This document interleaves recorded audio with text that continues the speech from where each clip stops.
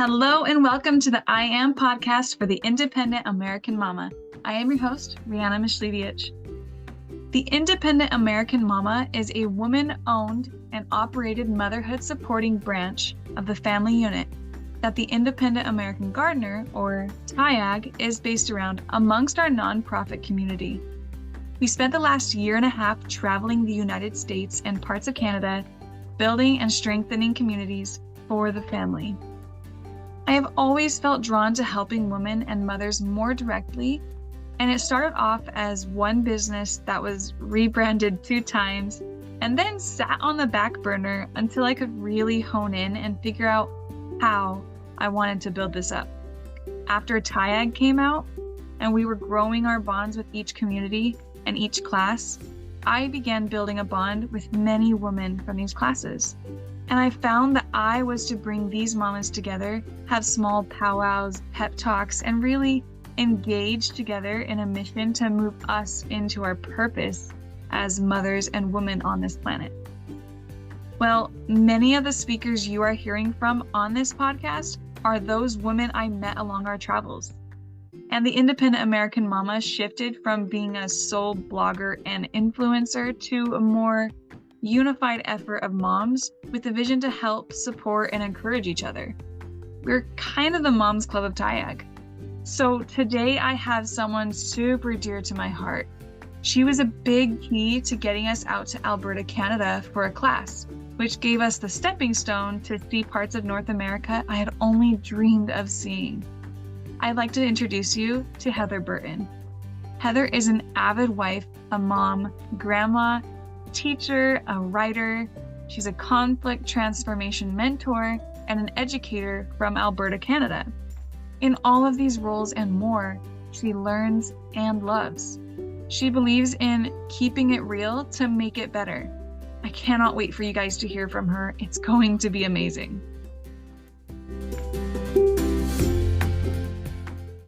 Hi, Heather. How are you? Very well, thank you. Thrilled to be here.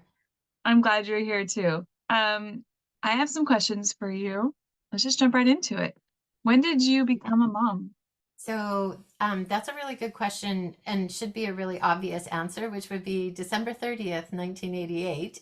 Wow. But I think my mom heart was launched long before that because I really love to be around children and, sort of was envisioning someday being my own, a mother of my own family. And so I weirdly, from the time I was about 12, every time I started a new personal journal, I would actually detail what my future children were going to be like. I'd name them and cut pictures out of magazines. So I think I was sort of on that mom wavelength long before I actually had my first child, which was just before my 25th birthday. I did the math about that. So Wow. yeah, it would seem like maybe I would have jumped in a little bit sooner, but the way things worked out, that's when my first child was born. I love that. I've never heard somebody doing that and getting that creative with it. That's so cool.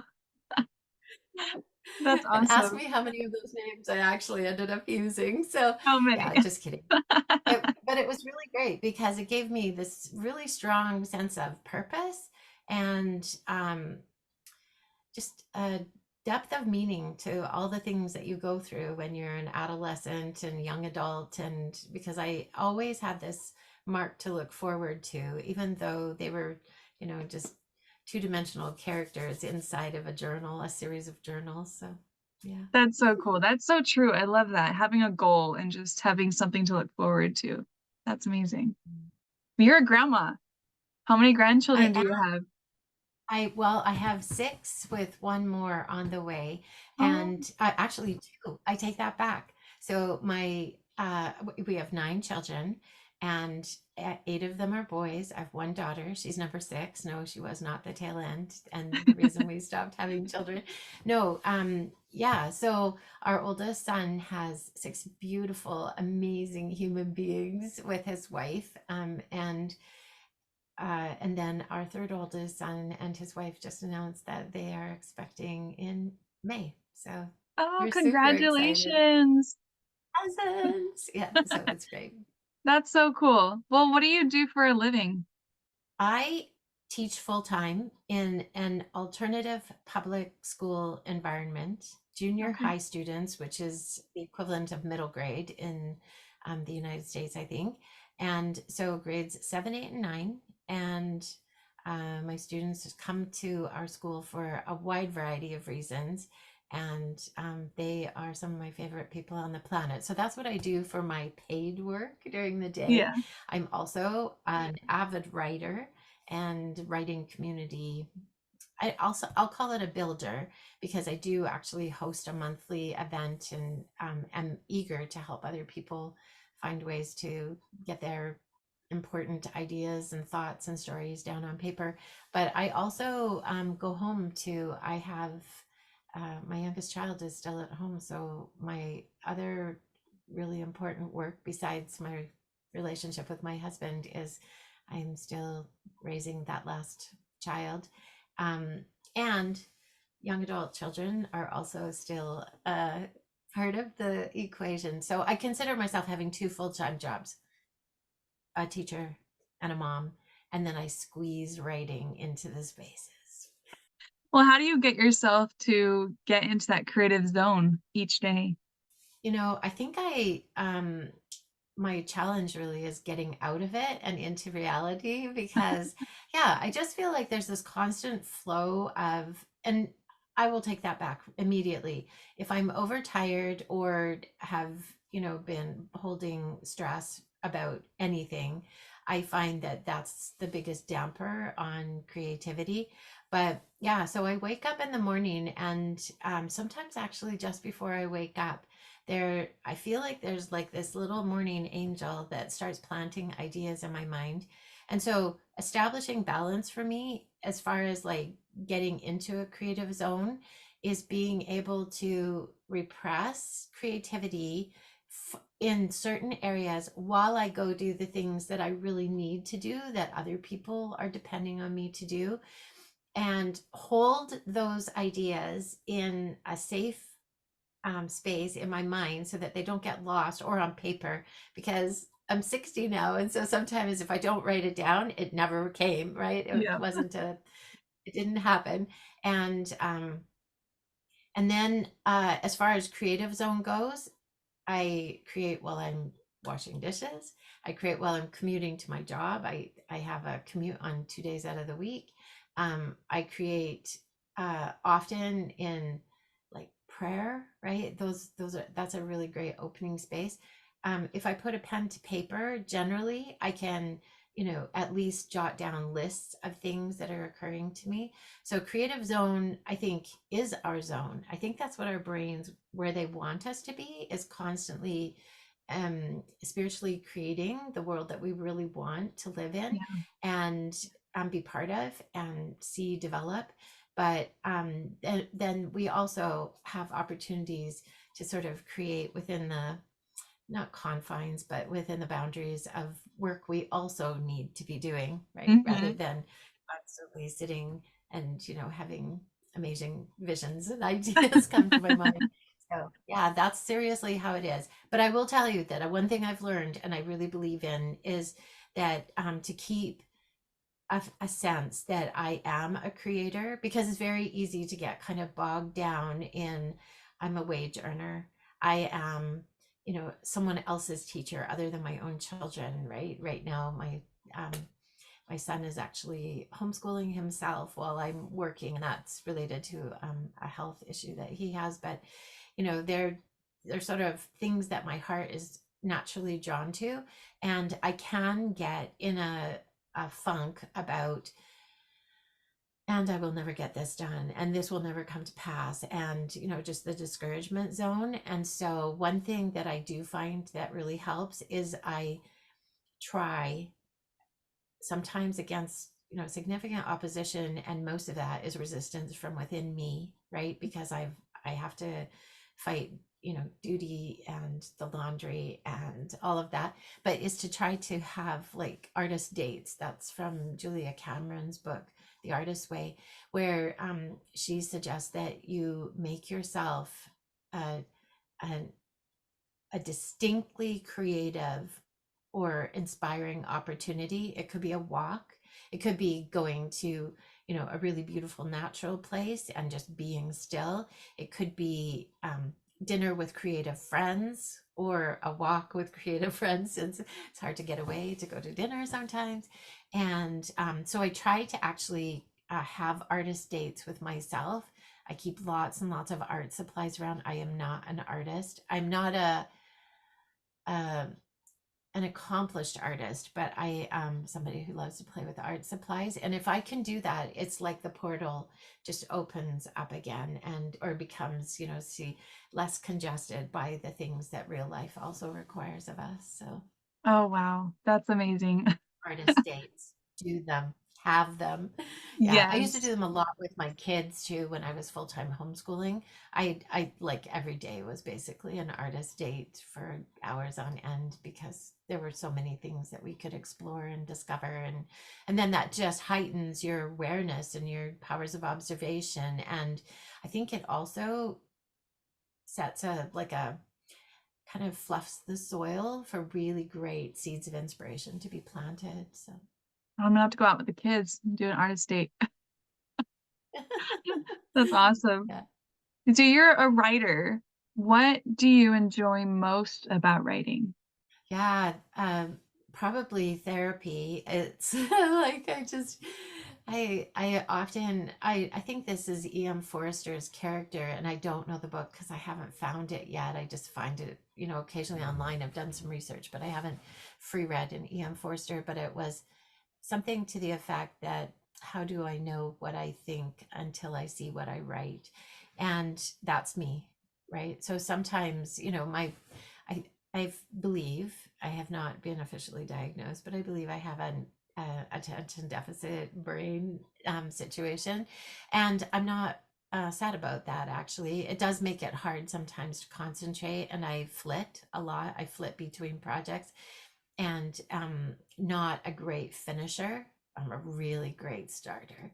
Yeah. And so, but I do have confidence that, if something is important enough and God wants me to do it, he'll help make the way.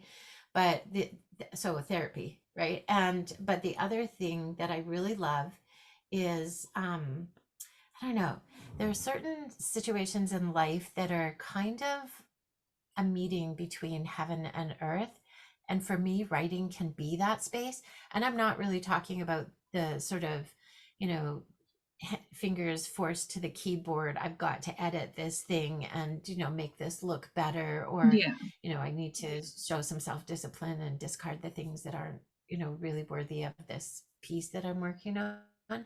But there's kind of this meeting between heaven and earth where you're sort of fluttering in a zone of uh like revelation, like personal revelation. And you could be writing fantasy fiction and still be in that zone where you're able to like receive catalyzed experiences, knowledge, all of these things that you've stored in your mind and in your heart and probably the cells of your body, and they coalesce, they come together in new configurations. And that is so exciting to me, because sometimes I feel like the writing happens on its own. I believe in inspiration from the Spirit of God. And I also believe that, in the human intelligence, I just believe that there's this incredible workshop for wisdom and discovery and knowledge and working through things. This doesn't always look beautiful, right? This could Mhm. be that you're writing about something that's very difficult, very tragic, very hard. And yet, I don't know, if it's done with a sincere heart and real intent, I feel like you just kind of approach heaven. And I love that state. And I also really love the idea that, somebody might listen to this at the end, right? Like I'm having a conversation with somebody that I'd really like to get to know better. Yeah. That's what I love about writing. That's amazing. In the times that you're driving in the Mhm. car or in a moment you're by yourself, but you're busy and you can't sit down and write, do you ever like pull out your phone recorder and just record yourself and then later transcribe that? Yeah, I actually have a conflicted relationship with my phone because I'm like at heart a really social person. I find that I just always end up on Facebook or Instagram and I'm Mhm. like surveying people's lives. And it actually, in a way, is research for me. I know that that sounds a little bit cold and impersonal, but like human nature is just so fascinating that I actually have to put my phone away and like do the laundry, but I actually don't consider that thinking time.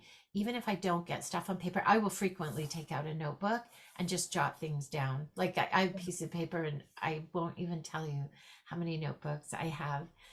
They're in the tens, let's just say they're in the tens of notebooks that are just collections of these, sort of seemingly random thoughts that occur, but they're sort of, yeah, they're important to write down. And a friend taught me this years ago. She said she kept a tiny pen in her pocket all the time. She always wore pens with pockets and a scrap of paper. And wherever she was, if she had one of those ideas, she would take that little tiny pen out and quickly write it down, shove it back in her pocket, and then collect all these little scraps of paper. And they became her creative work. She's a creative genius and just published actually her sort of life life's work book, right? Like a memoir, Yeah. but about growth and yeah, inspiration. And she also kept a pen tied to a notebook on her bedside table. Mm. And if she had a thought in a dream in the middle of the night, or if she woke up for whatever reason, she would reach over, not turn on the light because it would disturb her husband, but she would reach over. The pen was attached to the notebook, and just in the dark, just write down that thought so that she had it. Now, I am not that avid, and I'm a really good sleeper, actually. And so I don't tend to wake up, but and sadly that habit goes in and out of use, so it's not a habit yet. It's just an example that I really would like to emulate.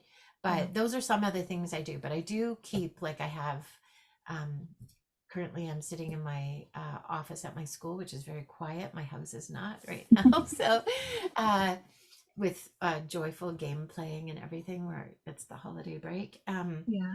Anyway, but that's one thing. So I try to stay off my phone because I tend to be sucked into learning about people's lives and recipes and really awesome things like that. And truthfully, it's a survey of what humanity is doing. So I don't regret the time. I try not to beat myself up too much about it, but I also realize that precious doing time is also spent, thinking about doing, and that's partly why I don't keep my phone on me all the time. For sure. I love that. What's your favorite thing to do with your community or for your community? Okay. Educate something related to learning. I've facilitated lots of community learning over the years. And I homeschooled full time for 25 years, and I did not work as a paid teacher there, but I probably volunteered enough. And I don't mean to say this as a pat on the back, but this is just the reality of my life, is that I just kept bringing people together for learning of different kinds, right? So, nature study classes, and I've conducted lots of book discussion groups, and for teens and for adults, and made them really hands-on oriented. I really love hands-on learning. So generally we would do something at those discussions, including the actual talking about books. I actually hosted education seminars, leadership education seminars for quite a few years, by a small independent university in the United States. I brought their professors here to my province in Canada, and they would do a series of five presentations about, learning from classics and experience and God and, these pillars of education. At the time, it was called Thomas Jefferson education. I think it's kind of morphed more into a general leadership education category. Yeah, so I've been, yeah, actively busy with that. So something related to learning, although I also um one of the organizers for our local gardening group, and I really, really love learning about how to um create food and joy and beauty in whatever space we have. I just love that co-created with God um, feeling. And so, yeah, so learning. I host our writers club each month here. I really love doing things that help in the community. I haven't been as involved as I would love to be, but we have a significant group of people who don't have homes that live in my area, and so that's an aspiration, is to be more proactively involved. And I actually believe that it's going to morph into producing food with them. I think Yeah. that's actually what's dawning to me, is regenerative agriculture to help people um, who are not stably in a home, and in a safe setting, to be able to provide for themselves and share what they produce. So yeah. I love that so much. Yes. And that's where we met, was at one of those really Mhm. cool community events. Yeah, sorry to interrupt. I really need to thank you for that learning. That was so sparking for me, that actually after you left, I found an opportunity to apply for a scholarship for a permaculture design certification. And Yeah. I'm at halfway through right now. And that was all because of you and Damon. So I'm Oh so my grateful. Thank goodness. you. I'm so excited for you. I actually just got my certification. I just got certified and got my little Yay! certificate. So I'm So super excited about nice. that. Awesome. Heather is so fun to talk with. We could talk for hours. She has a new series of video courses titled You Can and This Is How. The first heart project in this series is You Can and This Is How Homeschooling. Basically, it's 10 segments, an average of 15 minutes each, where she pours out her heart about learning as a family. She has had a stirring hope to pass on some valuable lessons that came to her over the 25 years of homeschooling and 35 years of parenting thus far. She started this project during the global shutdown in 2020 and was honestly unsure how to find the people it might be useful for the most. And then I had approached Heather with the opportunity to reach out to the independent American mama community. That's you and I. Heather and her collaborator on the project, who is also her third child, Denny, a creative genius, also agrees that this was a beautiful opportunity. So they will be offering the IM community a 50% off discount for 2024. If you use the code IAM2024, that's IAM2024, you can find her at www.heatherburton.ca. Well, Heather, what's the biggest lesson that you've learned this far in balancing mom life and work life? Relationships rule. That's what I'll say, is that relationships rule. Yeah, work life. I think I've basically been very poor at work life balance, because for two things. One, a characteristic of my personality is that when it's a heart project, I'm all in. And so when I started teaching again 10 years ago, actually this year, um, in a teaching in a non at home, non-community oriented way. So actually for pay, like with a paycheck, there were circumstances that sort of required that, but also it's something I've always wanted to, I mean, it's always been a goal. And so when I went back to teaching, I was really, really bad at leaving the world at school behind to come home to my world at home. And my children were still actually homeschooling when I went back to work, because I thought it was going to be temporary.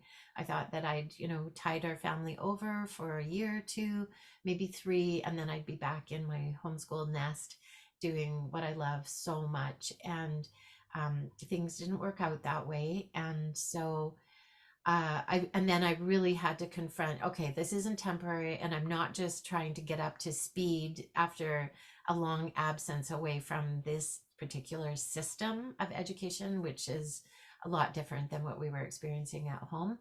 Yeah. And so uh, probably most important was my relationship with God, right? Just so that I was always open to inspiration incoming about the needs of my children.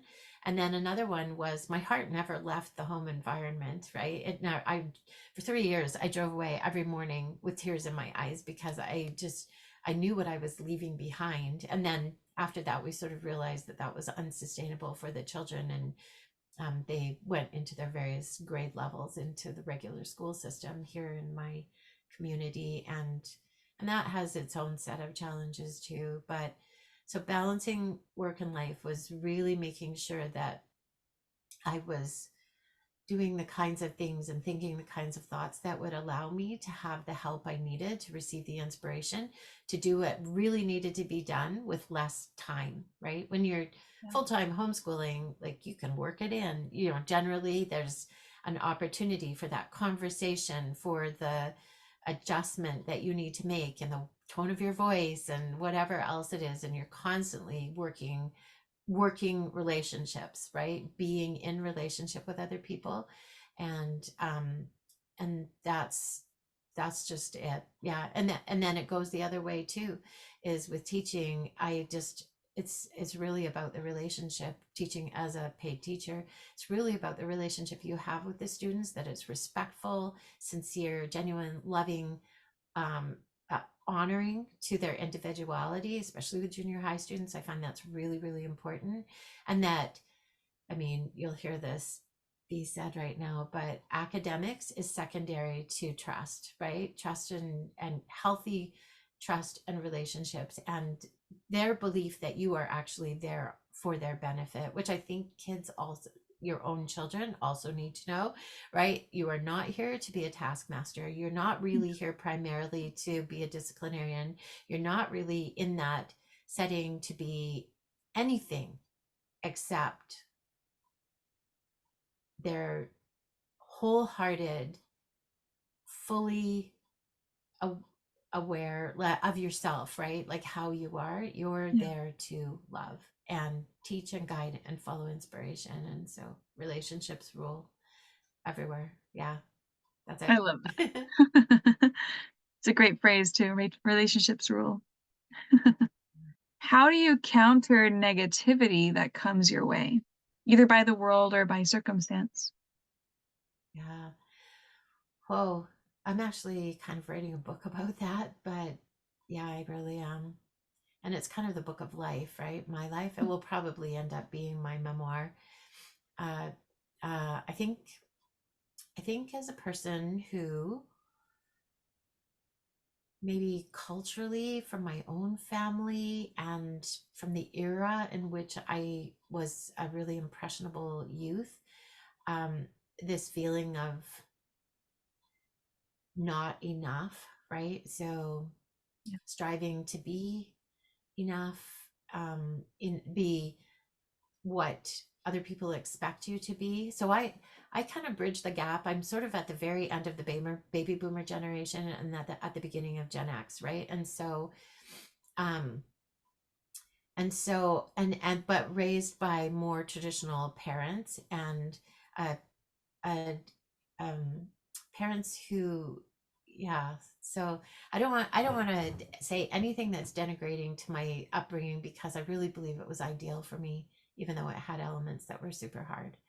And then all of my teachers were hippies, right? Like my teachers during my most impressionable times. So I grew up in a fairly authoritarian house with a very soft mother. And Mhm. then I have hippies for parents, and I mean for teachers. And my teachers were like, you can be anything you want, So when I wrote the essay or the little personal journal entry that was read in class, and I was like, what would you like to be when you grow up? Grade 6 or something like that. So sixth grade. I would love to be a mother. I'm writing this in my journal. Like, I'm cutting out pictures at this time of my future children, naming them, what their characteristics are, what we'll do together, blah, blah, blah, all of that. And, the teacher's reply was, Heather, you're so smart. You could do so much better than that. And it didn't really counter, because I had a really strong moral base because of my religious background. And so it didn't really like extinguish that, but it sure opened up this idea, this whole world of thought, like, oh wait, I'm smart. from my teacher saying that. And I got really good marks and I loved school. But then it wasn't even so much that it was negativity for me personally, because I wasn't going to give up on my dream because they told me, you can do better than that. You do better than mothering. But I will tell you that having the whole world broadly open up and think, like, you can't do it all. You just cannot be a juvenile court judge and a full-time lactating mother maybe at the same time. Do you know what I mean? Like, Yeah. that's like, I just and I didn't know those realities as a youth. I didn't know them as a young adult. And so I was constantly in this, like, I want everything. I want all of it. I want to know all the things, and I want to do all the things and be all the things, and then just realizing, oh my gosh, but all I am is me, and not really being fully convinced that I had enough of what it took to get the best of the things, right? And then, just, I don't know, really kind of not a chameleon personality, but somebody who, really tried to be what that person needed them to be so that they had fun, good ideas, got some respect. I was a bit of a respect sponge. I really loved respect. And so, how do I deal with that? Absolute grounding in God is like the only answer, right? Because it's so hard to anchor truth. Like, it's so hard to distill it from this vast conversation. I teach my students this. There's this vast conversation going on all around us. And you can either be a voice in it, able to stand, it's like a wind, right? Or you can be tossed by it. You can be a leaf driven by that wind. Yeah. And I will tell you with certainty that that wind does not stop blowing on you once you've found your personal mission in life. Like, when I had the lightning bolt revelation confirmed to me, because I always knew it in my heart, but that bringing my children, our children, into this world and giving them my all, like all the best I could offer. I already knew that that was my mission, but I thought, well, maybe that looks like this, right? And maybe it looks like this. And I did a lot of community building, dragging my kids along and thinking, like, you will do this too someday, so come in and join this. And sometimes not letting relationships rule, right? It was really the expediencies of that time, that moment, the commitment, the, hey, this is like really making a difference for a lot of people, and it's so easy to get caught up in that. So yeah, there's negativity. Yeah, there'll be denigration of the primary role of women all the time, because that is how the adversary crumbles societies, right? Starts Yeah. right there at the cradle, at the heart, at the at the breast, right? Like, that is where and I mean that in two ways. One is the nurturing of children, but the other way is right in a woman's heart, right? If he can help them feel like whatever they're doing is not adequate, is not meaningful, is not rewarding enough, then there's the wedge, right? And then it becomes dissatisfaction with all kinds of things. So how do I combat negativity? Keep my relationship with God just so close with, and I am a Christian, so with Jesus Christ, like, and this constant course correction of repenting without feeling like you're dirt, right? Well, actually, I really love dirt. And so, like, without feeling like I can't even think of something that garbage, right? Or whatever, like, that, because you've failed, because you've misstepped, because you've fallen short, because you've felt lost or lonely, or you've had a period of depression or discouragement or anger, even, that you're less than what the world needs you to be. It doesn't matter, because in my worldview, Jesus Christ has overcome and is carrying that with us, and we just have to say, I need you to carry for me, and I'm sorry. And then just learn, right? Just keep learning and learning and learn. That's how I combat negativity, as I learn. That's how.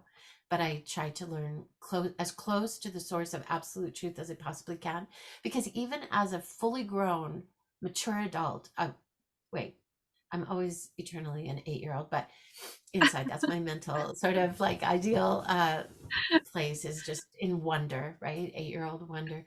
But yeah, I would say that the counter of the negativity and the falsehood, really, because I think it's falsehood, is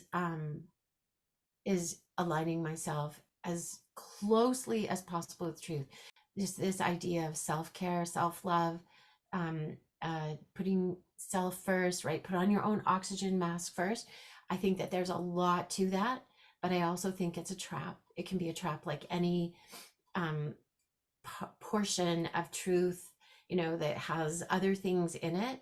Because if you put on your oxygen mask first, and your meaning, your mission is to make sure your children have oxygen and that it's flowing, like, if I don't know how to describe this in a way that's healthy, right? But I think everybody's going to have to make this discovery for themselves too. And this is just Absolutely. how I discovered it, is alignment, absolute alignment with the truth that I know, and holding all the incoming things up to that truth, and making sure that you've got it settled before you start to head in that direction and incorporate that into your life and adopt it. Because I think you can do all of those things wisely, and I also think you can do them to your detriment, right? You Yeah. can intake all this, world wisdom, and maybe even, like, sort of bubbling up from universal truth kind of wisdom.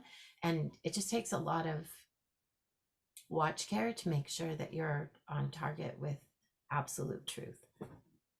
Well, Heather, you have beautiful truth, and you have an important message, and I heard it, and I really hope those who are listening, that they heard it too. And if they didn't, they need to go back and re-listen because it's there. You really you sparked something in me just now that's what I needed too. So thank you for Thanks. that. Anytime I speak out loud, it's a really sacred trust to be asked questions. So I thank you for the opportunity. But it's also a potential for influence, and that is a sacred thing too, right? When Yeah. you potentially have influenced somebody. And so anything I've said from the wellspring of my own, the well of my own experience, right? And I would just encourage, every time anyone listens to a voice, right, that you Yeah. make sure that the voice rings true for the most true things that you know. And that was, I hope, the beginning of a conversation. Because if anybody would like to reach out or know more, or uh, be part of my, I don't even know what to call it,